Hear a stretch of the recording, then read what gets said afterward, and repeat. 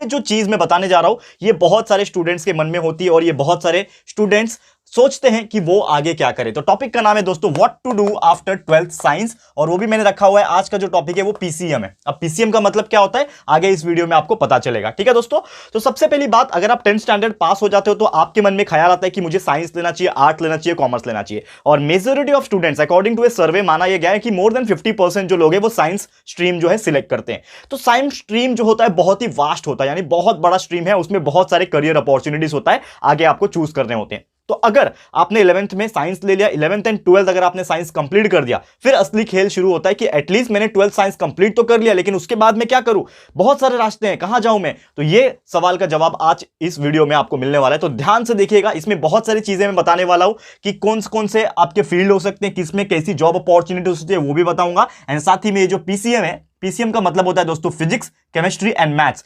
आपके पास ऑप्शंस आते हैं, तो अगर 12th में आपको दो ऑप्शंस मिलते हैं, मेनली अगर देखा जाए there are two options are there, that is एक होता है आपका पीसीएम एंड दूसरा होता है पीसीबी, यानी कि आप फिजिक्स केमिस्ट्री मैथ्स लेके ही आगे बढ़ सकते हो 11th एंड 12th में। दूसरा होता है फिजिक्स केमिस्ट्री बायो लेके आप आगे बढ़ सकते हो, और एक दोनों का कंबाइन भी होता है जिसको हम लोग पीसीएमबी भी बोलते हैं। तो ये तीनों ऑप्शंस रहता है। तो अगर आपने पीसीएम स्ट्रीम सिलेक्ट किया हुआ, यानी कि आपने जो सब्जेक्ट चूज किया है 11th एंड 12th में, उसमें से फिजिक्स केमिस्ट्री और मैथ्स आपके पास है, और आप अगर पढ़ने वाले हो या फिर आप पढ़ चुके हो दोस्तों, तो ये वीडियो आपके लिए बहुत ज्यादा इंपॉर्टेंट है। ठीक है दोस्तों, तो चलिए शुरुआत करते हैं क्या क्या करियर अपॉर्चुनिटीज आपके लिए हो सकती है। ओके, नंबर 1, सबसे पहले जो सबसे ज्यादा लोग जो करते हैं अगर देखा जाए तो 12th साइंस कंप्लीट होने के बाद वो एडमिशन लेते हैं बीएससी में। What do you mean by BSc? सबसे पहला, सबसे कॉमन मैं लिखा रहा हूं यहां पे, तो बीएससी का मतलब होता है bachelor in science, bachelor of science, जो बोलना है बोल लो। तो बैचलर ऑफ साइंस करते हैं, और ये बैचलर ऑफ साइंस जो होता है ये बहुत सारे डिपार्टमेंट में होता है। और मेनली बात करें, आपका सब्जेक्ट जो है पीसीएम है,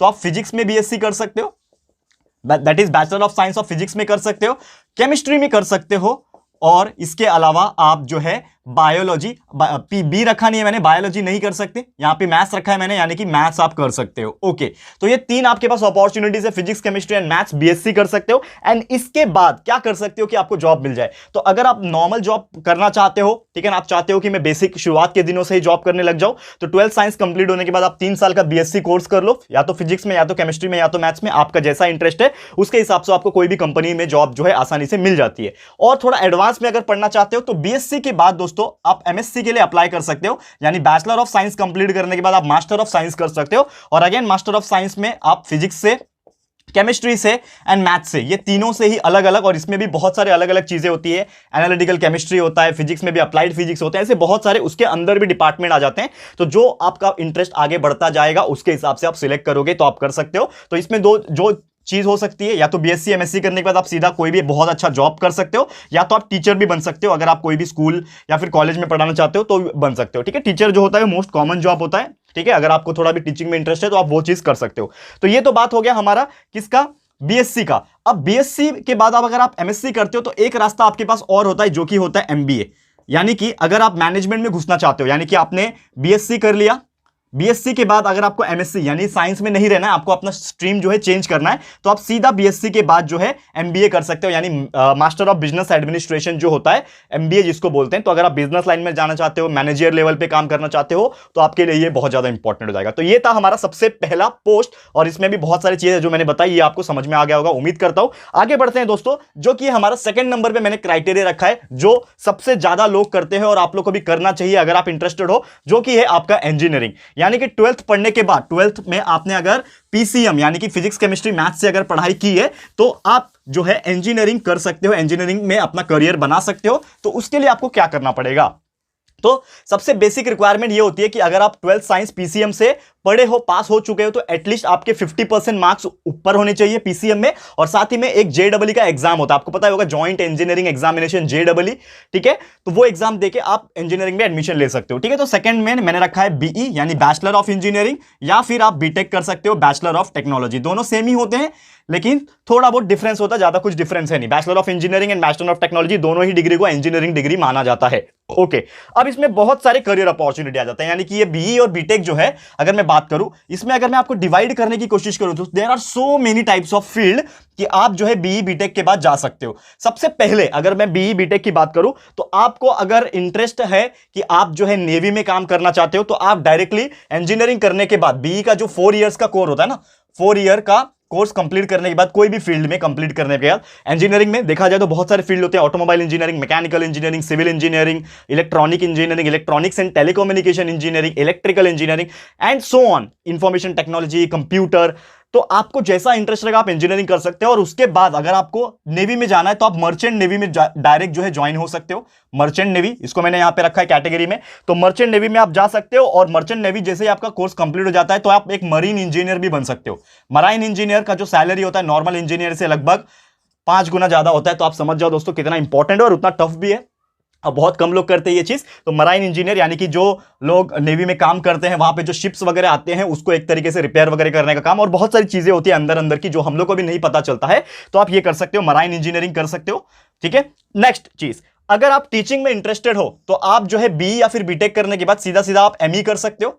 ठीक है, यानी कि मास्टर ऑफ इंजीनियरिंग जिसको बोलते हैं। तो अगर आप एमई कर लेते हो या फिर आप बोल सकते हो एमई बोल लो या फिर एमटेक भी बोल सकते हैं इसको, तो एमई एमटेक जो भी आपका इच्छा होगा, जो भी आपने फील्ड से किया रहेगा तो वो आप कर सकते हो। और एमई एमटेक करने के बाद आप 2 चीज कर सकते हो, एक तो आप जॉब पे जा सकते हो डायरेक्टली, कोई भी कंपनी में आपको एमई के बेस पे जॉब जल्दी मिल जाता है जो भी आपका रिस्पेक्टिव फील्ड रहेगा। दूसरा ये है कि आपको अगर टीचर बनने में इंटरेस्ट है तो आप सीधा सीधा कोई भी कॉलेज में, इंजीनियरिंग कॉलेज या फिर डिप्लोमा कॉलेज में आप टीचिंग कर सकते हो, तो आप टीचर भी बन सकते हो एमई एमटेक करने के बाद। थर्ड, जो सबसे ज्यादा महत्वपूर्ण एक कोर्स माना जाता है और ये एग्जाम्स देने के लिए बहुत सारे लोग प्रयत्न करते हैं लेकिन क्लियर नहीं कर पाते हैं, जो कि है यूपीएससी। यानी कि अगर आपने इंजीनियरिंग किया हुआ है 4 साल का, उसके बाद अगर आप कुछ करना चाहते हो तो आप यूपीएससी का प्रिपरेशन कर सकते हो। UPSC is nothing but union public service commission. ये एक ऐसा एग्जाम होता है जो ऑल इंडिया लेवल पे होता है और जिसमें बहुत सारे पोस्ट होते हैं, IAS officer, IPS officer and so on, IFS, IRS.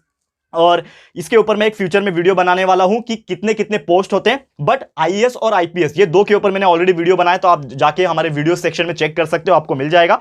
तो यूपीएससी में there are so many things. अगर मैं यहां पे लिखाने की कोशिश करूं तो आईएएस, आईपीएस जो कि सबसे मेन होता है माना जाता है, और आईआरएस, ये 3 सबसे ज्यादा, आईएफएस भी होता है एक, फॉरेन सर्विस। तो there are so many things जो आप कर सकते हो। ठीक है, यूपीएससी में। अब इसके अलावा ये आपको नहीं करना है अगर, तो इसके अलावा भी there are so many options. अगर मैं बात करूं तो अगर आपको डायरेक्टली डिफेंस में जाना है, डिफेंस क्या होता है अगर मैं बात करूं, यहां पे मैं थोड़ा सा स्पेस नहीं है, दैट्स व्हाई यहां पे मैं लिखा रहा हूं आपको। ठीक है, तो अगर आपको डिफेंस में जाना है दोस्तों, डिफेंस क्या होता है, या तो आप जा सकते हो आर्मी में या तो आप जा सकते हो नेवी में। तो अगर आप आर्मी नेवी में जाने में इच्छुक हो, या फिर आप अगर इंडियन एयरफोर्स का एग्जाम अलग से होता है उसको भी क्लियर करके जाओगे, तो इंडियन एयरफोर्स में भी जा सकते हो आप डायरेक्टली एफकेट का एग्जाम के थ्रू। तो अगर आपको ये इसमें जाना है तो डिफेंस में डायरेक्ट एंट्री मिलती है ग्रेजुएशन के बेस पे, इंजीनियरिंग के बेस पे, और आप वहां पे अप्लाई करके वहां पे आप जो भी उनका क्राइटेरिया होता है, एलिजिबिलिटी क्राइटेरिया, वो क्लियर करने के बाद आप जो है डिफेंस में भी जा सकते हो। ठीक है, अगर आपका इंटरेस्ट है तो। इसके अलावा अगर मैं बात करूं दोस्तों, अगर आपका इंटरेस्ट है तो नॉर्मली आप हायर स्टडी के लिए जा सकते हो, यानी कि एमएस कर सकते हो, मास्टर ऑफ साइंस कर सकते हो, या फिर अगर आपको इंटरेस्ट है तो आप जो है एमटेक कर सकते हो, जो भी आपका फील्ड रहेगा उसमें एमटेक कर सकते हो, जिसमें आपकी फ्यूचर जॉब अपॉर्चुनिटीज जो रहेगी वो हो सकती है। या फिर अगर देखा जाए तो आप जो है एमबीए भी कर सकते हो। अगर आपको अपना इंजीनियरिंग कंप्लीट करने के बाद ऐसा लगता है कि नहीं, मुझे अभी इंजीनियरिंग में आगे करियर नहीं बनाना है, मुझे अपना जो करियर है वो चेंज करना है in terms of manager level और in terms of business level, तो आप जो है एमबीए कर सकते हो इंजीनियरिंग करने के बाद। यहां पे भी अलावेंस है कि आप जा सकते हो। ठीक है, तो एमबीए भी आपका इंजीनियरिंग 4 साल कंप्लीट होने के बाद एमबीए 2 साल का आप कर सकते हो, 2 to 2.5 ईयर्स जाएगा आपका, उसमें आप कर सकते हो। और वहां से वो होने के बाद आप सीधा एक बहुत ही अच्छा जॉब जो है हासिल कर सकते हो, या फिर